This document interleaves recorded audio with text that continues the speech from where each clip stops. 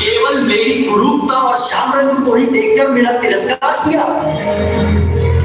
मैं क्यों किसी के व्यंग्यवाद सहन करूं? मैंने भी उसे प्रत्युत्तर दिए। इस पर उस अभिमानी ने मेरे केशों को पकड़कर मुझे सेवकों से बाहर निकलवा दिया।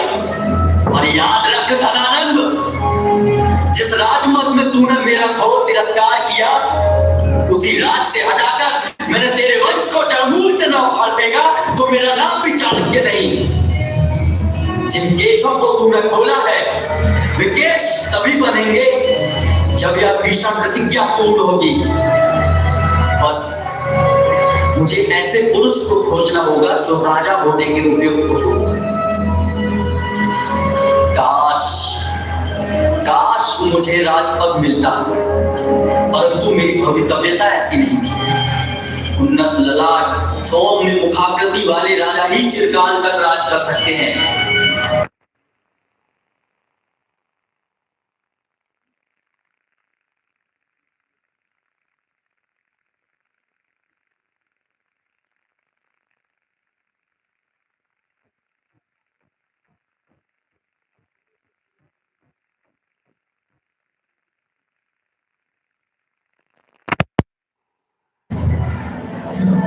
बचपन में चंद्रगुप्त एक खेल खेलता था जिसमें वह राजा बनता था और सारे बच्चे उसके दरबारी बनते थे।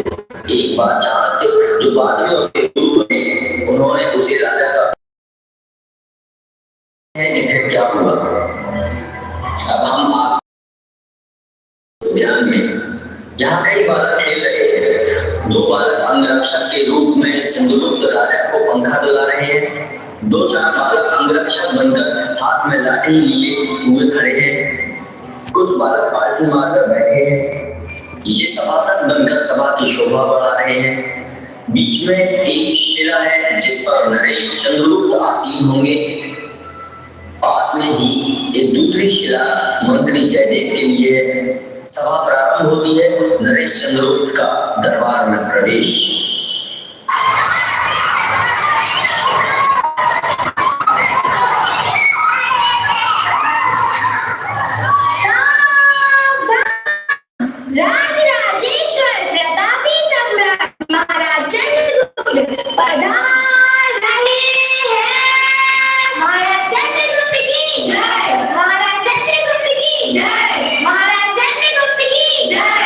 सभासदों, अब हमारी सभा प्रारंभ हो रही है। सैनिकों, न्याय के लिए पधारे नागरिकों को। महाराज, उपस्थित सदस्यगण, आप लोग भी ध्यानपूर्वक सुने। न्याय करने में आपकी राय ली जाएगी। अवश्य महाराज। राजन, मेरी माँ अस्वस्थ है, उनसे मजबूरी महाराज।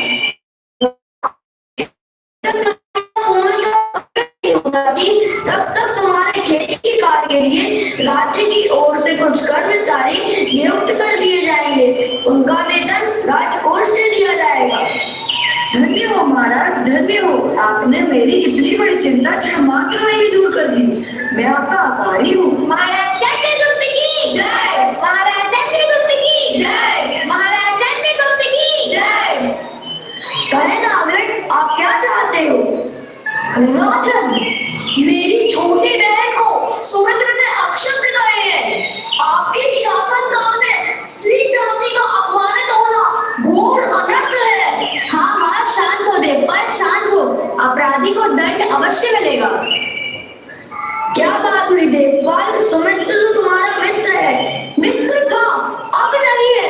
कल शाम को मेरी बहन बालू के घरौंदे बना रही थी। सुमित्र ने उसमें लात मार दी। मेरी बहन रोने लगी तो सुमित्र हंस पड़ा। दोनों में कहां सुनी हो गई। इसी बीच सुमित्र ने दुर्वचन कहे। महाराज, मैं उसे छोड़ूंगा नहीं। महाराज, छोड़ूंगा नहीं। सैनिक, सुमित्र को इसी समय उपस्थित करो। जो आज्ञा महाराज। महामंत्री वर, सुमित्र को क्या दंड दिया जाए? महाराज, आप स्वयं समझदार हैं। यदि आज्ञा हो सभासदों की सलाह ले ली जाए। महाराज, उसकी जीभ कटवा लेनी चाहिए। महाराज, उसे मल्लों से घूंसे लगवाना चाहिए। हाँ महाराज, उसके मुंह में मिर्ची भर देनी चाहिए। हाँ महाराज, वो सबको बहुत तंग करता है। तुमने नारी मर्यादा का उल्लंघन कर अनैतिक कार्य किया है। तुम कठोर दंड को भुगतने के लिए तैयार हो जाओ। राजन, मुझे दंड सहज स्वीकार है, किंतु अपराध की क्षमा भी चाहता हूँ। हम तुम्हें क्षमा करते हैं। महाराज चंद्रगुप्त की जय। महाराज चंद्रगुप्त की जय। महाराज चंद्रगुप्त की जय। वाह, कितना सुंदर प्रतिभाशाली बालक है। बिल्कुल राजाओं जैसा अभिनय कर रहा है। भव्य ललाट, विशाल वक्षस्थल, मजबूत बाहें, अद्भुत। सभी लक्षण चक्रवर्ती सम्राट की जैसे प्रतीत होते हैं। सम्राट की जय हो। राजन, मेरी भी आपसे प्रार्थना है। ये संकोच का है, कौन है एवं यहाँ क्यों आए हैं? राजन, मैं ब्राह्मण हूँ, मेरे पास गाय नहीं है, अतः मैं गौरव से वंचित हूँ। कृपया मुझे एक गाय प्रदान करें राजन। विप्रवर, सामने गाय चल रही है, अपनी इच्छा अनुसार चुन लीजिए। क्षमा करें राजन, मुझसे पहचानने में भूल हो गई। कोई बात नहीं, आप तो मेरे गुरु समान हैं। हम लोग अभी राज्यसभा का अभिनय कर रहे थे। अब आप मेरे निवास स्थान को चलें और मेरा आतिथ्य स्वीकार करें। बालक, तुमने मुझे गुरु कहा है, क्या हमारे साथ चलकर विद्या अध्ययन करोगे? हम तुम्हें पूर्ण शिक्षित बना देंगे। मुझे पढ़ने की बहुत इच्छा है गुरुदेव, मैं आपके साथ अवश्य चलूंगा। परंतु कहीं तुम्हारे माता पिता ने नहीं जाने दिया तो? नहीं देंगे तो मैं उन्हें मना लूंगा। मुझे विश्वास है बेटा कि तुम्हारे माता पिता तुम्हें अनुमति दे देंगे। इस प्रकार चंद्रगुप्त चाणक्य की शिष्यता स्वीकार करते हैं और उनके साथ विद्या अध्ययन के लिए जाते हैं। शिक्षा के साथ अस्त्र शस्त्र की विद्या, राजनीति, रणनीति आदि सभी नीतियों में वे पारंगत हो जाते हैं। मैं सिकंदर, महान सिकंदर, मैंने विश्व के अनेक देशों पर विजय प्राप्त करनी है। ईरान, अफगानिस्तान, तुर्की, काबुल आदि अनेक देशों को जीत लिया है। अब मैं यूनान से भारत विजय अभियान के लिए कूच करूंगा।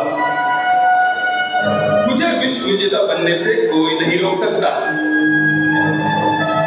लेकिन कहीं चंद्रगुप्त मेरे विजय के रास्ते में रोड़ा बनकर खड़ा न हो जाए, कहीं मेरा विश्व विजेता बनने का सपना अधूरा न रह जाए।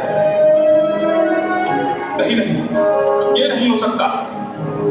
सेल्यूकस जैसे महान सेनाध्यक्ष, इतने ताकतवर मित्रों और इतनी विशाल सेना के होते हुए भला मेरी कैसे पराजय हो सकती है?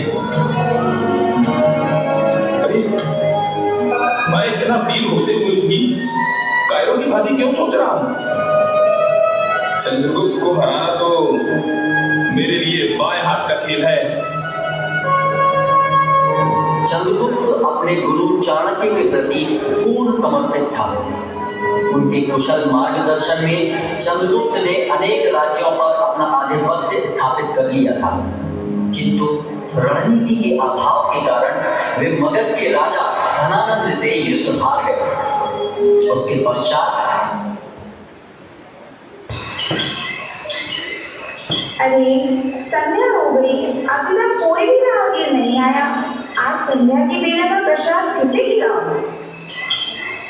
सौभाग्य है अतिथिगण, चले संध्या बेला का भोजन ग्रहण कर हमें अनुग्रहित करें। क्षमा करें माँ, हम बटोही हैं। संध्या हो रही है और हमें बहुत दूर जाना है। भोजन करने से अनावश्यक विलंब होने की संभावना है मातुश्री।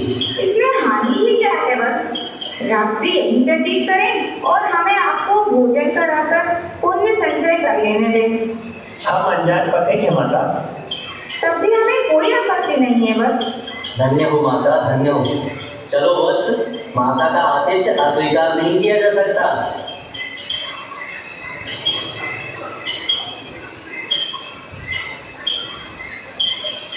भोजन प्रारंभ करें सभी। मैं चल गया। ये कैसी खीर बनाई है दादी माँ? मुझे नहीं खाना। अरे तुमने व्यक्ति अपना हाथ जला लिया, आओ मैं तुम्हारे हाथ उठा देती हूँ। अरे पागल, खीर तो अच्छी ही बनी है। तू तो अपनी अज्ञानता के कारण जल गया। चाणक्य जैसी अज्ञानता के कारण व्यक्ति ही हाथ जला लिया। मातुश्री, भला इस अद्भुत उपमा का क्या प्रयोजन? आपको ज्ञात नहीं है दीदी? चाणक्य ने बिना रणनीति के बलशाली मगध नरेश की राजधानी पर सीधा आक्रमण कर दिया। चाणक्य ने सोचा होगा कि मगध नरेश महापद्मानंद वृद्ध हो गए हैं और पुत्र विलास प्रिय है, अतः राजधानी पाटलिपुत्र पर आक्रमण करने से विशाल सिंहासन सरलता से प्राप्त हो जाएगा। इतने विशाल राज्य को हासिल करने के लिए पहले वह पर्याप्त सैन्य बल एकत्रित करता, तत्पश्चात सीमावर्ती लघु राज्यों को जीतता, फिर मगध को चुनौती देता। आपकी राय उचित है मातृश्री। यदि कभी मेरी आचार्य चाणक्य से भेंट हुई तो अवश्य आपकी वाणी उन तक पहुंचा दूंगा। दोषों को स्वीकार कर उन्हें न दोहराना ही सबसे बड़ा प्रायश्चित होता है। अब हमें आज्ञा दें मातुश्री।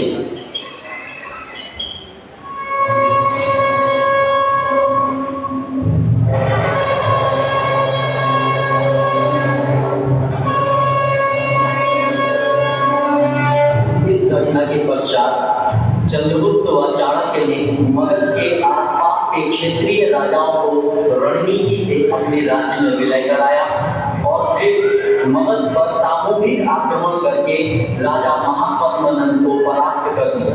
मगध पर विजय के पश्चात चंद्रगुप्त का विवाह महापद्मानंद की पुत्री सुप्रभा से हो गया तथा राजा महापद्मानंद ने दीक्षा ली। इस प्रकार चंद्रगुप्त मगध के राजा बने और गुरु चाणक्य बने उनके प्रधानमंत्री।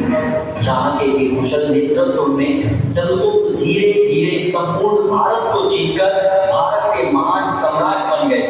मगध सम्राट बनने के पूर्व ही चंद्रगुप्त ने भारत पर आक्रमण करने वाले यूनान के राजा सिकंदर की सेना को भी परास्त कर दिया था।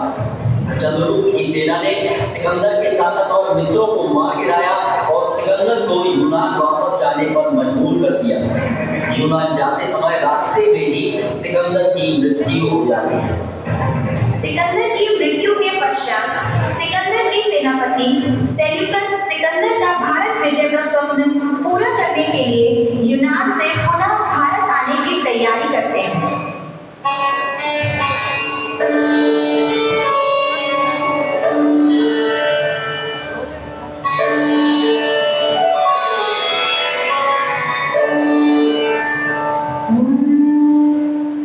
बेटी हेलन, क्या हुआ पिताजी? आज मैं अत्यंत प्रसन्न हूँ और तुम सुनोगी तो तुम भी प्रसन्न हो जाओगी। क्या बात है पिताजी, आपकी प्रसन्नता का कारण? हम सब यात्रा पर चल रहे हैं बेटी। यात्रा पर? हम सब कहाँ चल रहे हैं? हम वापस भारत जा रहे हैं। भारत? मेरे सुख स्वप्नों का देश। जी चाहता है अभी उड़कर वहाँ पहुँच जाऊँ। बस प्रातः सूर्योदय होते ही हम सेना सहित कूच कर देंगे। सेना सहित? कहीं आपका प्रयोजन युद्ध से तो नहीं? हाँ, राजा का तो प्रयोजन ही राज्य विस्तार होता है और वह युद्ध से ही प्राप्त होता है। युद्ध युद्ध युद्ध युद्ध से कितने दीपक बुझ जाएंगे, कितने व्रतों की लाठियां टूट जाएंगी, कितनी मांगों के सिंदूर धुल जाएंगे। क्या इसी से आपकी आत्मा को शांति मिलेगी, संतोष मिलेगा पिताजी? क्या आप मनुष्यों के शवों पर गौरव की ईंट रखकर यश के कलुषित भवन का निर्माण करेंगे? बस बस हेलन, देख रहा हूँ तुम दिन पर दिन निरंकुश होती जा रही हो। सच बात कहना भी क्या अपराध की श्रेणी में आता है पिताजी? आपको याद होगा जब सम्राट सिकंदर से तक्षशिला में एक साधु ने पूछा कि भारत विजय के बाद तुम्हारा क्या कार्यक्रम है? हाँ हेलन, मुझे याद आया कि मुनिराज ने क्या कहा था। हे सम्राट, तृष्णा रूपी गड्ढा इतना बड़ा है कि इसमें 3 लोग की सामग्री भी भर दी जाए तो भी यह नहीं भर पाएगा। यदि तुम्हें सुख शांति चाहिए तो संतोष रूपी अमृत का पान करना पड़ेगा।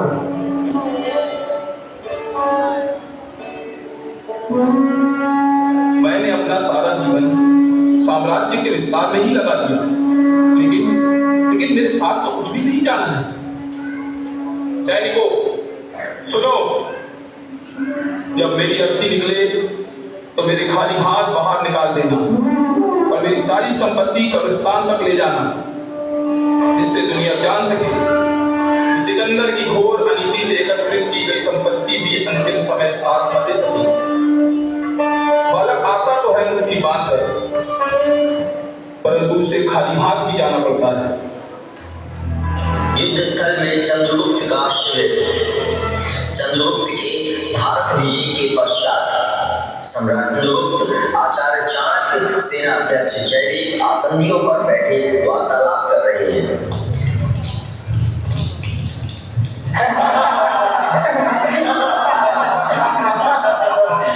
सेल्यूकस ने एक दिन के युद्ध में ही पराजय स्वीकार कर ली। न जाने कितनी आकांक्षाओं को लेकर पुनः भारत विजय पर आया था। आज उसका विजय अभियान विफल हो गया। समस्त आकांक्षाएं आशाएं धूल में लौट रही होगी। हाँ, उसे ऐसा भी दो दिन देखना पड़ेगा, यह उसकी कल्पना से भी परे था। सचमुच नाइकेटर सेल्यूकस का हृदय बहुत व्यथित होगा। क्या कहा? नाइकेटर? ये नाइकेटर कौन बोला है? अरे भाई, अरे नाइकेटर यूनान में विजेता को कहते हैं। ओह, तो ये बिना विजय के ही विजेता बन गया। अपने सम्राट सिकंदर से भी कई कदम आगे। अभिमान का मस्तक सदैव नीचा होता है वत्स। प्रणाम आचार्य। अकड़ बैत के वृक्ष की भांति जरा से हवा के झोंके से चरमराकर टूट जाती है।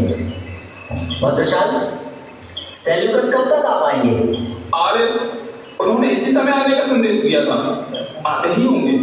आचार्य श्री एवं मंत्रेश्वर, संधि का प्रस्ताव यद्यपि पराजित सेल्यूकस की ओर से ही आया है, तथापि हमारी संस्कृति के अनुसार हमें पूर्णतः संयमित संतुलित ढंग से मधुर वाणी में चर्चा करनी होगी।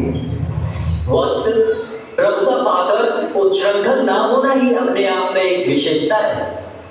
प्रभुता, ऐश्वर्य, बल, बुद्धि के साथ विवेक व्यक्ति को पारस बना देता है। आचार्य, हमारे सम्राट इन गुणों से परिपूर्ण है।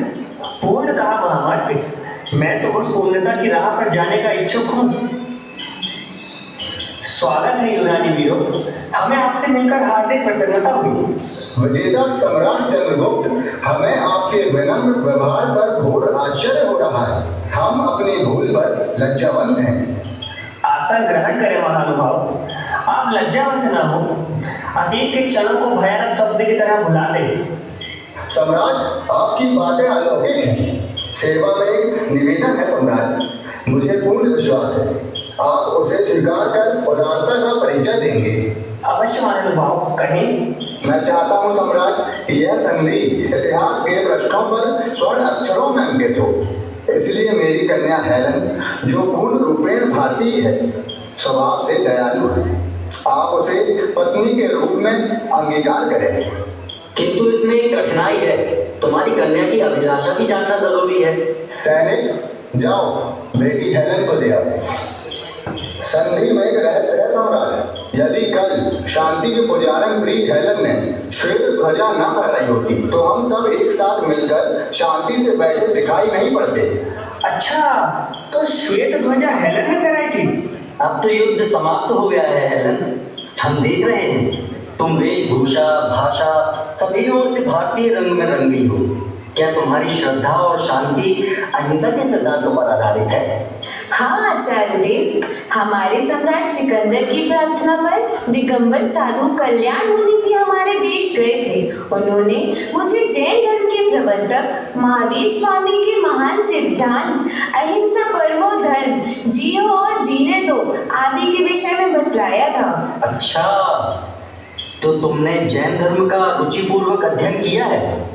जी आचार्य, मैंने उन दिगंबर साधु के उपदेश से मद्य, मांस, मधु का त्याग तथा 5 पापों का आंशिक रूप से त्याग किया है।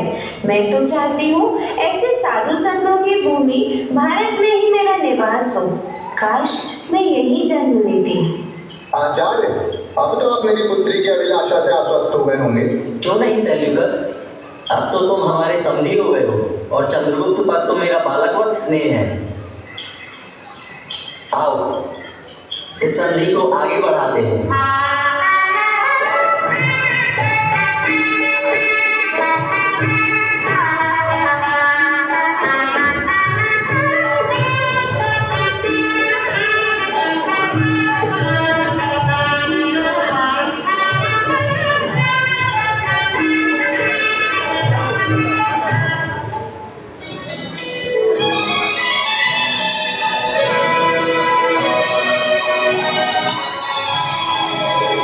कैसी सुंदर ये प्रतिमा है, कैसा सुंदर तेरी रूप, जिसे देख के सहज दिखता सबसे सुंदर नाथ स्वरूप। नग्न दिगंबर नहीं आडंबर, स्वाभाविक है शांत स्वरूप। नहीं आयुध नहीं वस्त्राभूषण, नहीं चंद्रमा की दुख रूप। सैनिकों, नगर में घोषणा करवा दूं कि महाराज आज किमिच्छित दान देंगे।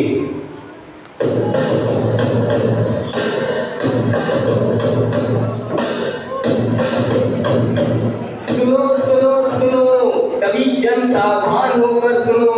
आज सम्राट चंद्रगुप्त अपने कर कमलों से किमिच्छित दान देंगे। सभी राजमहल के उद्यान में शीघ्रता से एकत्रित हो। सुनो सुनो सुनो।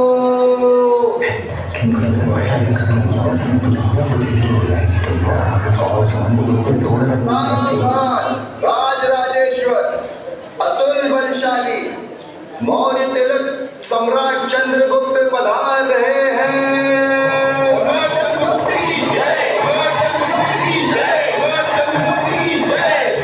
आप सभी को ज्ञात है कि कल से दशलक्षण पर्व प्रारंभ हो रहे हैं। अतः महाराज की आज्ञा के अनुसार राज्य में सभी प्रकार की हिंसा प्रतिबंधित है। कारागार से साधारण अपराधियों को तथा जिनके आचरण प्रशंसनीय है ऐसे विशेष अपराधियों को बंधन मुक्त कर दिया जाए। सम्राट चंद्रगुप्त की जय, सम्राट चंद्रगुप्त की जय, सम्राट चंद्रगुप्त की जय। लो देवी, यह अन्न लो। अन्न नहीं चाहिए। स्वर्ण मुद्राएं ग्रहण करो। नहीं चाहिए। तब फिर क्या चाहिए देवी? क्या मेरी इच्छा पूरी होगी? यदि वह धर्म संगत एवं मानव से संबंध हो तो वह अवश्य पूर्ण होगी। मैं एकदम अकेली हूँ, मेरा अपना कहने वाला कोई नहीं है। मैं आपको अपने भाई के रूप में देखना चाहती हूँ महाराज। मुझे कोई आपत्ति नहीं, पर इस मिथ्या कल्पना से क्या होगा देवी? विश्व का प्रत्येक प्राणी अकेला है। मुझे ये सब उपदेश नहीं सुनना। मैं योगी नहीं हूँ। यदि आपको स्वीकार हो तो मैं यह रक्षा सूत्र आपके कर कमलों में बांध दूं। ठीक है, लो रक्षा सूत्र बांधो बहन। धन्यवाद महाराज, आपको अपने भाई के रूप में पाकर मैं धन्य हो गई। महाराज की जय हो। सम्राट चंद्रगुप्त की जय, सम्राट चंद्रगुप्त की जय, सम्राट चंद्रगुप्त की जय। तुम्हें क्या दे बंधु? बस मेरा ये पात्र भर दे सम्राट। आज तुम ऐसे दाता के सामने खड़े हो जो तुम्हारी हर इच्छा पूरी कर देगा। किमिच्छित दान दिया जा रहा है। अब सर मत चूको, तुम्हारी जीवन भर की दरिद्रता दूर हो जाएगी। ओह, जानता हूँ श्रीमान, इसी के लिए तो मैं यहाँ आया हूँ। बस मेरा ये खाली पात्र भर दें।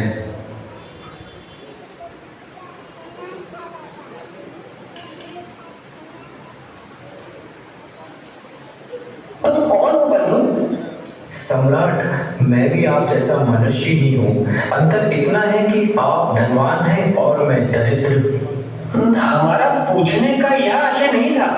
मैं तो यह जानना चाह रहा था कि यह कैसा रहस्य आपका पात्र है जो इतनी चीजें डालने पर भी नहीं भर पा रहा है।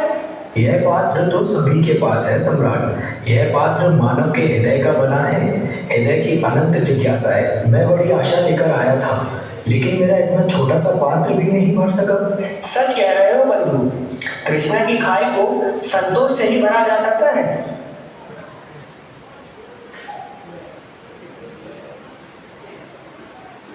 मैं भी अब निराश नहीं, प्रसन्नता से भर गया हूँ सम्राट। यह दुराशा मिथ्या है, इसका प्रत्यक्ष प्रमाण मुझे मिल गया है।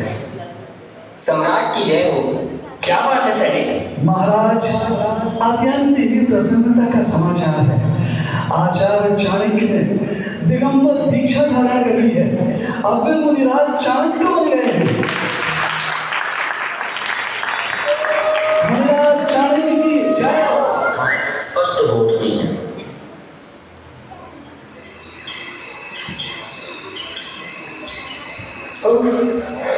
कितने भयानक स्वप्न थे। लगता है जैसे महाअनिष्ट होने वाला है। आर्यपुत्र, आज आप अस्वस्थ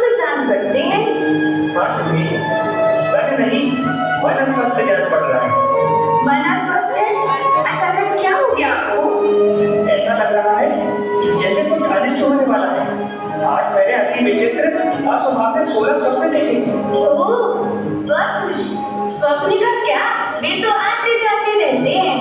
नहीं है, विशेष स्वप्न भविष्य के इष्ट अनिष्ट की सूचना भी देते हैं। स्वामी, क्या स्वप्न भी सत्य होते हैं? हाँ देवी, उनके स्वप्न सत्य होते हैं जो तन मन से स्वप्न होता है। हे स्वामी, आप हमें भी अपने 2 स्वप्नों के बारे में बताइए। हाँ, सुनो देवी। ये स्वप्न अच्छे नहीं है। ये सूचित करते हैं कि भविष्य खोटा होगा, किंतु इस स्थिति का चिंतन अच्छे पुरुषों में वैराग्य उत्पन्न करेगा। पहला, डूबते हुए सूर्य का अर्थ है कि पंचम काल में शुद्ध ज्ञान का अस्त होता चला जाएगा।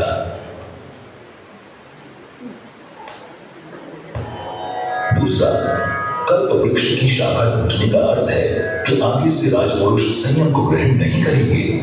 तीसरा, चंद्रमंडल में अनेक छेदों का अर्थ है कि धर्म में अनेक भेद अर्थात पंथ हो जाएंगे। चौथा, 12 बाण वाले भयंकर सर्प का अर्थ है कि यहाँ 12 वर्ष तक भयंकर दुष्काल पड़ेगा। पांचवा, वापस लौटते हुए विमान का अर्थ है कि पंचम काल में स्वर्ग के देवता विद्याधर और चारण मुनि पृथ्वी पर नहीं आएंगे। छठा, धूल में खिले हुए कमल का अर्थ है कि उत्तम कुल के लोग अधर्म को अपनाएंगे। सातवां, भूतों के नृत्य का अर्थ है कि लोगों के मन पर भूत प्रेतों की अनिष्ट की छाया रहेगी। आठवां, जुगनुओं के चमकने का अर्थ है कि धर्म रहित व्यक्ति ही उपदेशक होंगे। नौवां, सरोवर का मध्य भाग सूख गया है और किनारे पे कहीं कहीं थोड़ा सा जल है। इसका अर्थ है कि तीर्थ क्षेत्र में धर्म का अभाव होगा और कहीं कहीं धर्म का अस्तित्व दिखाई देगा। 10वां, सोने की थाली में खीर खाते हुए कुत्ते का अर्थ है कि नीच वृत्ति पुरुषों के पास धन होगा। सज्जन पुरुषों को वह धन सरलता से प्राप्त नहीं होगा। 11वां, ऊंचे हाथी पर बैठे हुए बंदर का अर्थ है कि राज शासन ऐसे लोगों के हाथ में आएगा जो चंचल बुद्धि के होंगे। 12वां, समुद्र मर्यादा का उल्लंघन करने का अर्थ है कि शासन प्रजा का धन हरण करेंगे और अन्यायी होंगे। 13वां, रथ को वहन करने वाले वचनों का अर्थ है कि तरुण अवस्था में ही धर्म होगा, वृद्धावस्था में शक्ति क्षीण होगी। 14वां, ऊंट पर चढ़े हुए राजकुमार का अर्थ है कि राजा मंत्रीगण निर्मल धर्म को छोड़कर ऊटपटांग हिंसा का मार्ग अपनाएंगे। 15वां, धूल से आच्छादित रत्न राशि का अर्थ है कि मुनियों में आपसी फूट होगी, वे मिलजुल कर नहीं रहेंगे। 16वां, काले हाथियों के युद्ध का अर्थ है कि समय पर बारिश नहीं होगी। इन सब बातों को सुनकर सम्राट चंद्रगुप्त को वैराग्य हुआ।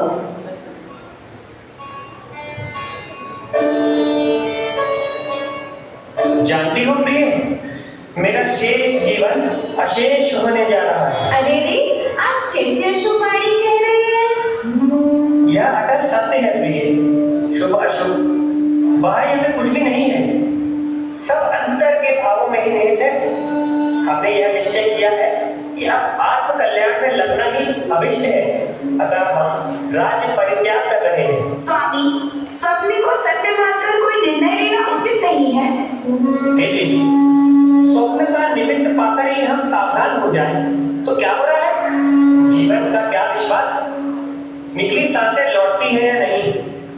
अभी तक पुरुषार्थ की निर्बलता के कारण ही बुद्धि विवेक को निरंतर छल रही थी।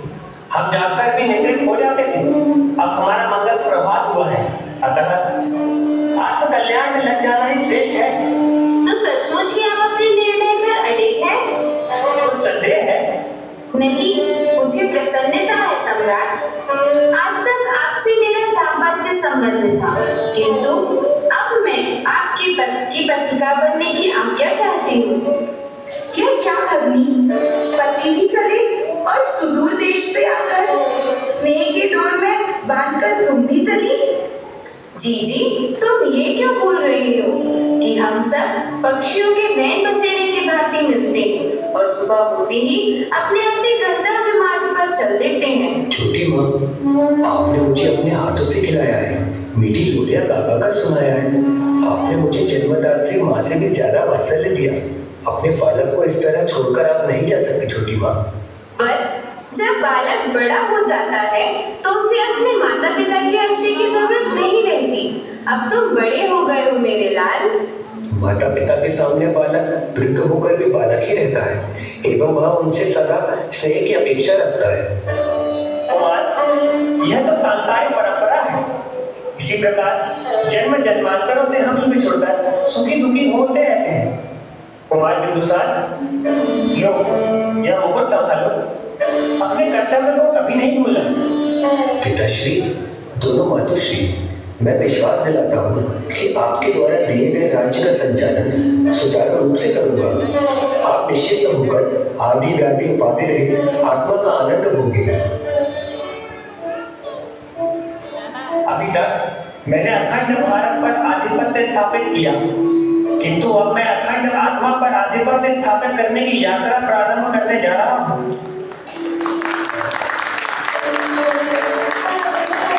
हम समस्त जन समुदाय को आमंत्रित करते हैं, जिन्हें सुखी होना है वो मोह ममता को त्याग करके वीतराग की शरण में चले। नगर के बाहर आचार्य श्री भद्रबाहु शिव के लिए विराजमान है।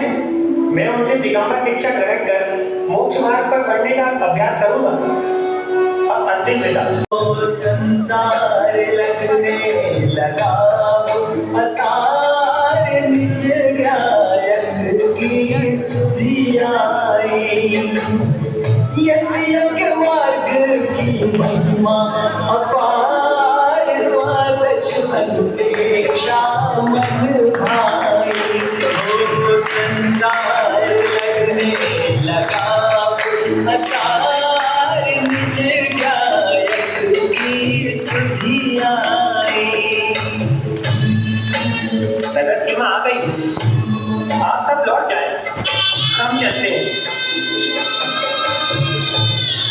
तुम कहाँ जयदेव? जहाँ तुम मित्र वहाँ मैं।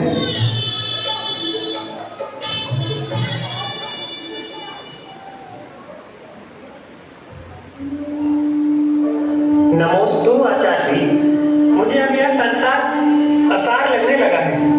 कृपया आप मुझे जैनेश्वरी दीक्षा प्रदान करें। हे राजन, आप सर्वप्रथम 1 वर्ष तक अपने राज्य के साधारण कर्मचारी की तरह समय व्यतीत करें। स्वाध्याय, तत्व निर्णय, ध्यान के द्वारा ज्ञान और वैराग्य में वृद्धि करें। इसके पश्चात ही आपको दिगंबर दीक्षा प्रदान की जाएगी।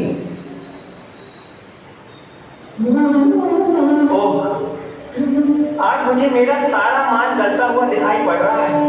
अब मैं 1 वर्ष तक अंतर की साधना पूर्वक दिगंबरी दीक्षा की तैयारी करूंगा। कुछ समय पश्चात सम्राट चंद्रगुप्त एवं जयदेव आचार्य भद्रबाहु से दिगंबरी दीक्षा लेकर आत्म साधना करते हैं। मुनि चंद्रगुप्त तथा आचार्य भद्रबाहु आत्म साधना पूर्वक मोक्ष मार्ग पर वृद्धिगत होने लगे। हे गुरुवर, मुझे बताएं कि आत्म साधना क्या है और आत्म साधना कैसे की जाती है मुनिवर? हे चंद्रगुप्त, आत्म साधना, इसी का नाम तो मुनि जीवन है। यही तो जैन धर्म का सार है। हम दुनिया में किसी भी चीज को कैसे साधते हैं, ऐसे ही तो अपनी आत्मा को साधना है। पर बिना साधन के साधना कैसी? कौन कौन है साधन हमारे पास? श्रद्धा, ज्ञान और आचरण।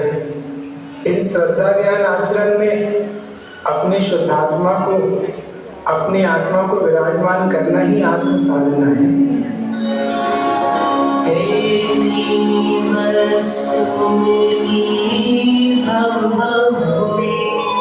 सम्यक गुण नहीं पायो, ना समाधि मरण की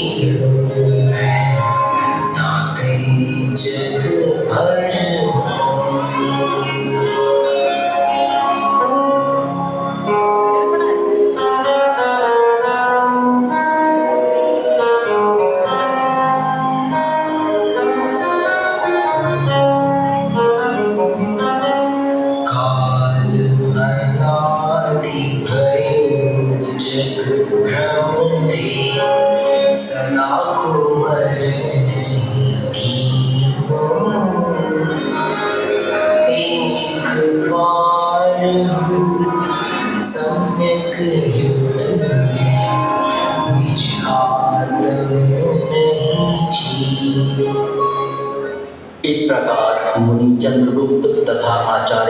भद्रबाहु सत्संग मगध में आत्म साधना करने लगे।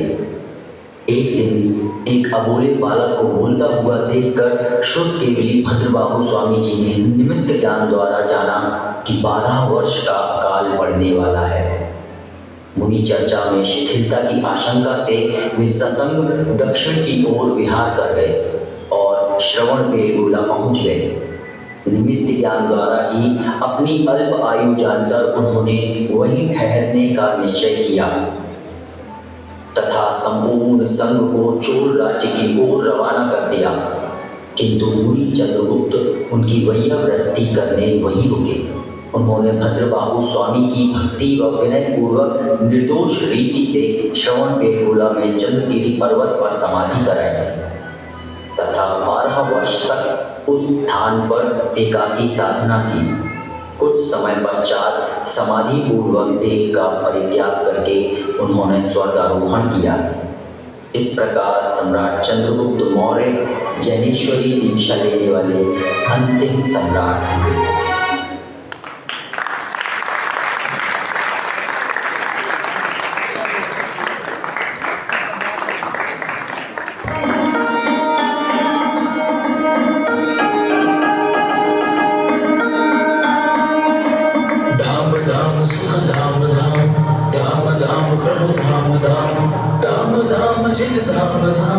धाम ये शाश्वत धाम धाम धाम धाम सुख धाम धाम धाम धाम प्रभु धाम धाम धाम धाम जिन धाम धाम धाम ये शाश्वत धाम धाम।